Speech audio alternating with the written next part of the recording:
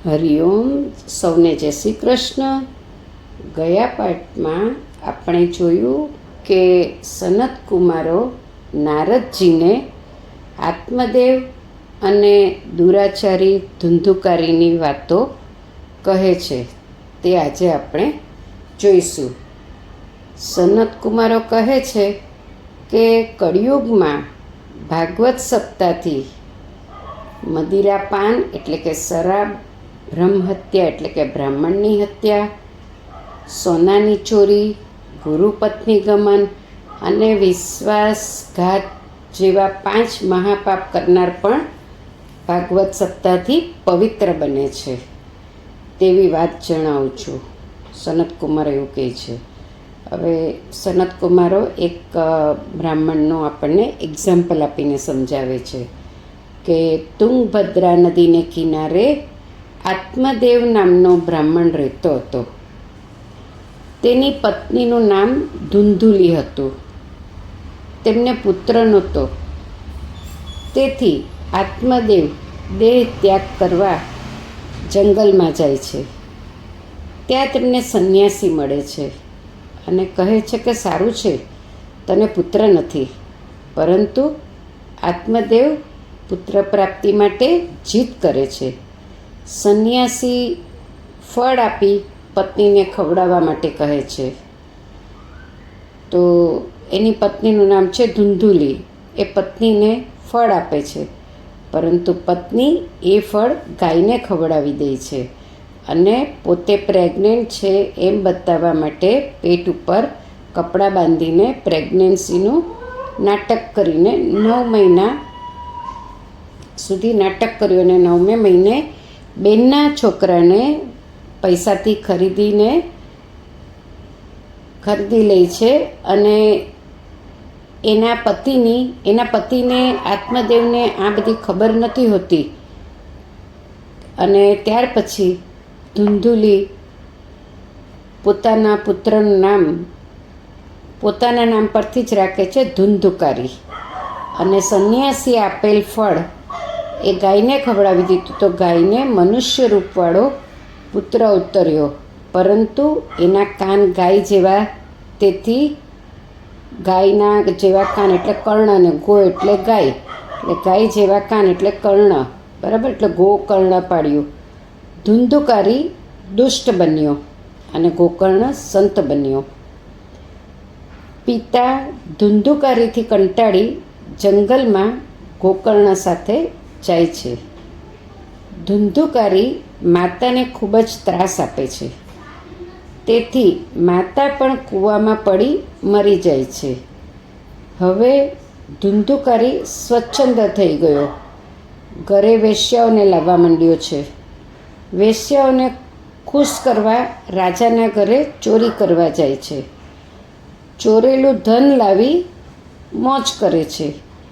વેશ્યાઓને ખબર પડે છે ધુંધુકારીએ રાજાના ઘરેથી ચોરી કરીને લાવેલું ધન છે, તો પકડાઈ જવાના ડરથી તેઓએ ધન લઈ ધુંધુકારીને મારી નાખીને એના ઘરમાં જ જમીનમાં દાટી દીધો અને તેઓ વેશ્યાઓ બધી ભાગી જાય છે.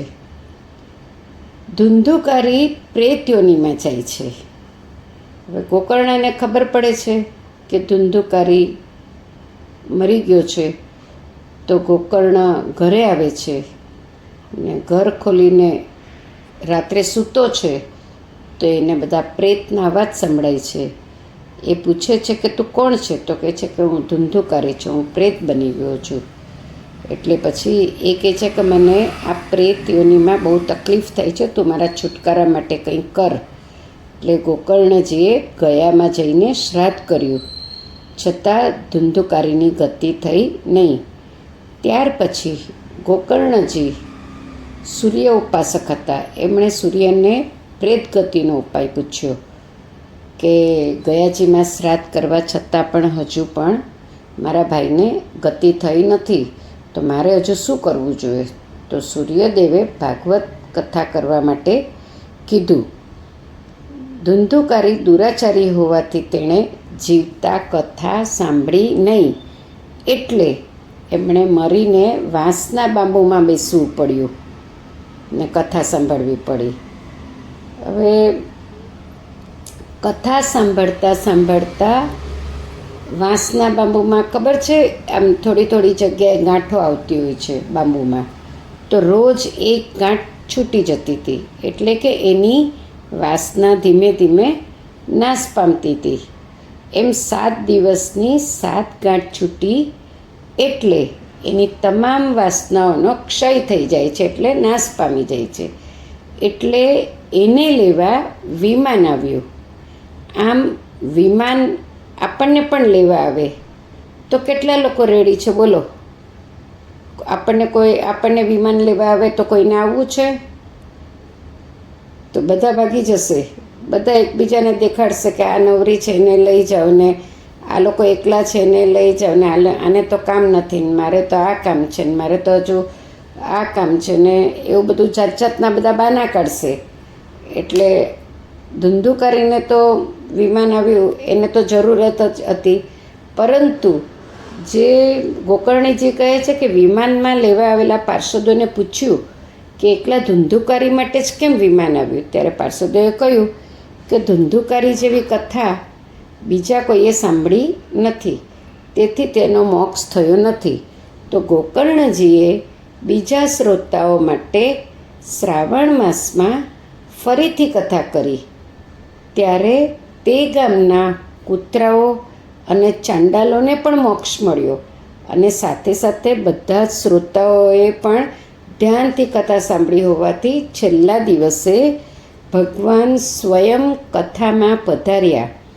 ત્યારે સાંભળનારા પુરુષ શ્રોતાઓ દેવ બની ગયા અને સાંભળનારી સ્ત્રીઓ ગોપી બની ગઈ. ભગવાન ગોકર્ણજીને ભેટે છે અને બધાને ગોલોકધામ લઈ જાય છે. જે લોકમાં સૂર્ય, ચંદ્ર અને સિદ્ધોને પણ આ ગતિ દુર્લભ છે, તે લોકમાં તેઓ શ્રીમદ ભાગવતનું શ્રવણ કરવાથી ગોલોકધામ ગયા છે. ધુંધુકારીનો સાર એ છે કે 3 બાબતને છોડો. આ આખી કથાનો ભાવાર્થ એ છે કે 3 બાબતને છોડો. ખરાબ બાબત તો કઈ છે? દુસંગ, દુર્વિચાર એટલે કે ખરાબ વિચાર. દુસંગ એટલે ખરાબ વ્યક્તિનો સંગ નહીં કરવો, ખરાબ વિચાર નહીં કરવા, દુરાચાર, ખોટા આચાર નહીં ઇમ્પ્લિમેન્ટ નહીં કરવું એમ. હવે આધ્યાત્મિક માર્ગમાં આ 3 બાધક છે, એટલે કે ડિસ્ટર્બ કરે આપણને આ 3 વસ્તુઓ. આ 3ને છોડો.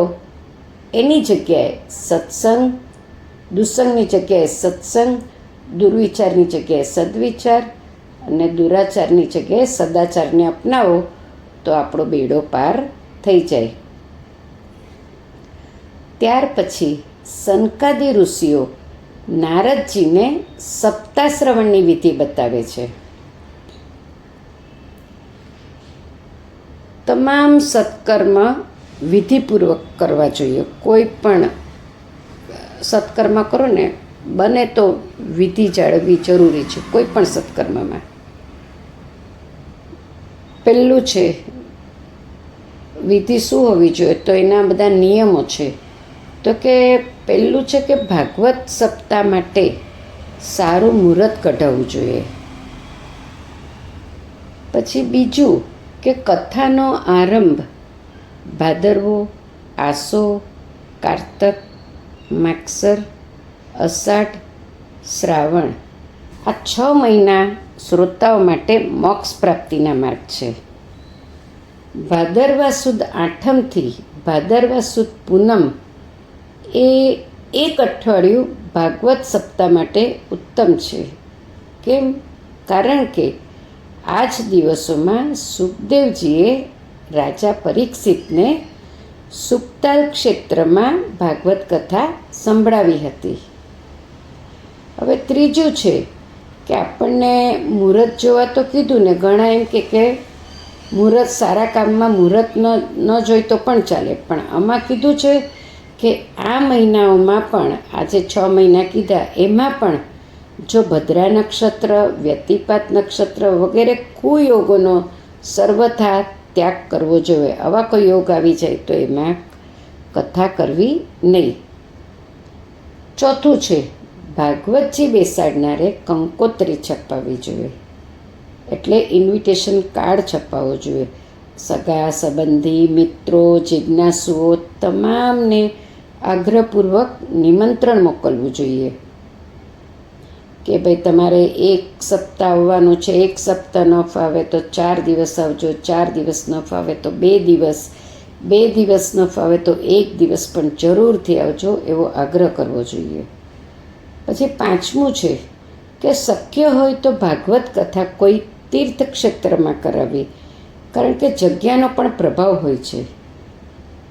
વૃંદાવન જેવા પવિત્ર સ્થાનમાં કરાવો તો વધારે સારું છે, પણ એવું બધું શક્ય ન થાય તો આપણા ગામમાં કે આપણા પોતાના ઘરમાં પણ થઈ શકે.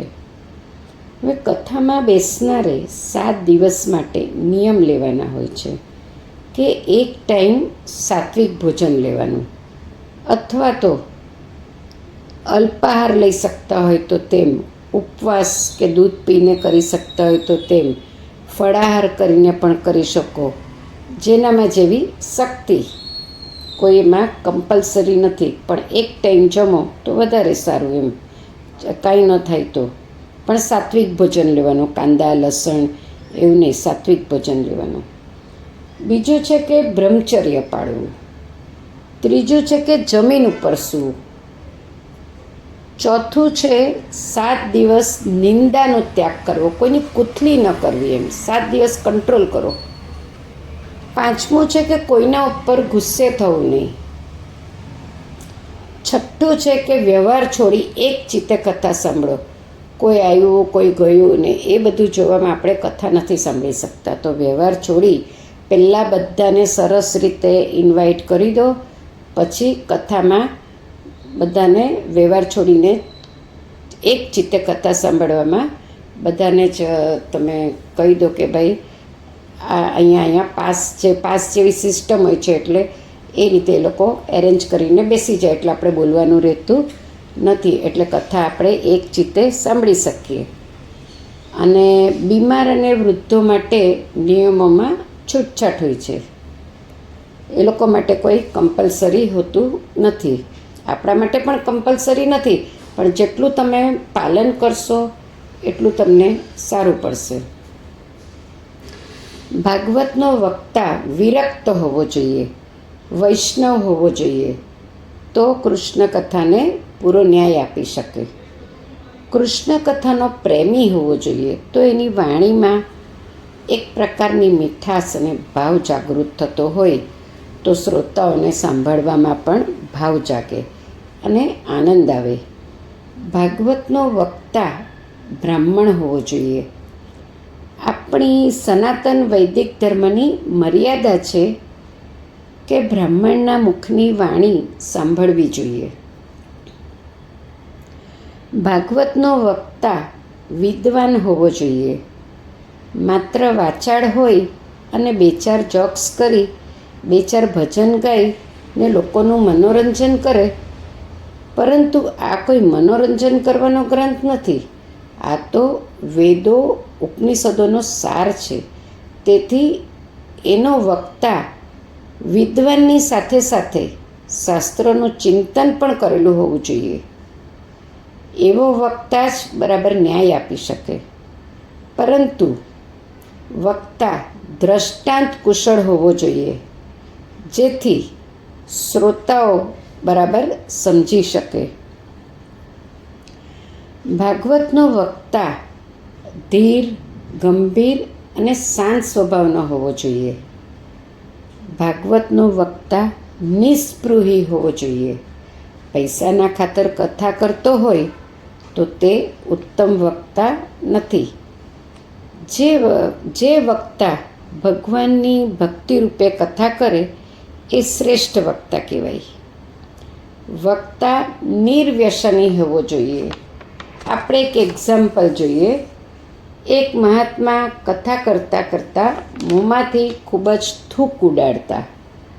તો એક શ્રોતાએ પૂછ્યું, મહારાજ, તમારા મોઢામાંથી આટલું બધું થૂક કેમ ઉડે છે? તો મહારાજે કહ્યું કે હું કથા બોલું ને ત્યારે મારા મોઢામાં ગંગાજી પધારે છે. તો શ્રોતાએ બીજે દિવસે એની મૃત્યુ પામેલી માતાના અસ્થિ વિસર્જનની રાખ હતી એ સાચવી રાખી હતી. તો બીજે દિવસે એક પડીકામાં બાંધીને લઈ આવ્યો શ્રોતા અને મહારાજને કહ્યું કે આ કથાની શરૂઆત કરતાં પહેલાં આ તમે પ્રસાદ ગ્રહણ કરી લો. મહારાજે જોયા વિના એ પડીકું ખોલીને ફાંકો મારી લીધો. પછી મહારાજનું મોઢું બગડી ગયું એટલે મહારાજ પછી પૂછે છે કે આ શેનો પ્રસાદ હતો? ત્યારે શ્રોતાએ કહ્યું કે તમે કાલે કહ્યું હતું ને કે કથા બોલું ત્યારે મારા મોઢામાં ગંગાજી પધારે છે. તો મારી હરિદ્વાર જવાની સ્થિતિ નહોતી, તો હવે મારી માનો મોક્ષ થઈ જશે, કારણ કે મેં તમને આ મારી માના અસ્થિ તમારા મોઢામાં પધરાવવા માટે એનો પાવડર કરીને મેં તમને આપી દીધું. તો હવે મારી માનો મોક્ષ પાક્કો થઈ જશે, કારણ કે તમારા મોઢામાં તમે કહો છો ને કે ગંગાજી આવે છે. તો પછી મહારાજ કહે કે તારી માનો મોક્ષ થશે, પણ મારે નરકમાં જવું પડશે. ત્યારથી મહારાજની તમાકુ ગુટકા ખાવાની આદત છૂટી ગઈ. એટલે આ એક વ્યસન છોડાવવા માટેનો એક તુક્કો હતો કે મહારાજ નિર્વ્યસની, વક્તા નિર્વ્યસની હોવા જોઈએ. ભાગવતની કથામાં એક બ્રાહ્મણે ઓમ નમો ભગવતે વાસુદેવાયની 1270 માળા કરવી પડે. કથાની શરૂઆતમાં ગણપતિ સ્થાપન કરવું જોઈએ. કથામાં કીર્તન અને વારંવાર જયકાર થતો રહેવો જોઈએ. કેમ? કારણ કે ભાઈ આપણે તો નથી સૂતા, પણ આપણા બાજુવાળા સૂઈ જાય ને, એટલે એને જગાડવા માટે આપણે જયકાર, વારંવાર જયકાર કરતા રહેવું પડે. કથાની સમાપ્તિમાં હવન કરવો જોઈએ. કોઈથી હવન પોસિબલ ન હોય તો ગીતાના 18 અધ્યાય કરે, એ પણ પોસિબલ ન હોય તો વિષ્ણુ સહસ્ત્રનો પાઠ કરે. આ પ્રમાણે કથાની વિધિ સનતકુમારોએ નારદજીને બતાવી. ત્યાર પછી સુખદેવજી ઉપદેશ આપે છે અને સાક્ષાત ભગવાન પણ પાર્ષદો સાથે પધાર્યા છે. ત્યારે સનતકુમારોને વરદાન માગવા કહ્યું. ત્યારે સનતકુમારોએ માગ્યું કે પ્રભુ, જ્યાં જ્યાં મહાભારતની કથા વંચાય ત્યાં શ્રી અશ્વત્થામાજી પધારે છે, જ્યાં જ્યાં રામાયણની કથા થાય ત્યાં ત્યાં શ્રી હનુમાનજી પધારે છે. તો પ્રભુ, હવે જ્યાં જ્યાં ભાગવતની કથા વંચાય ત્યાં આપ આપના પાર્ષદોને લઈને પધારજો. શ્રીમદ ભાગવત મહાત્મ્યનું વાંગ્મય પુષ્પ શ્રી પરમાત્માના ચરણોમાં અર્પણ કરું છું. શ્રી ભાગવત મહાત્મ્ય સમાપ્ત થયું આજે. તમને સૌને મારો વિડીયો ગમ્યો હોય તો લાઈક, કમેન્ટ અને સબસ્ક્રાઈબ જરૂરથી કરજો, જેથી આવનારા વિડીયોના નોટિફિકેશન્સ તમને સૌને મળતા રહે. Thank you. સૌને જય શ્રી કૃષ્ણ. ફરી મળીશું નેક્સ્ટ પાર્ટમાં.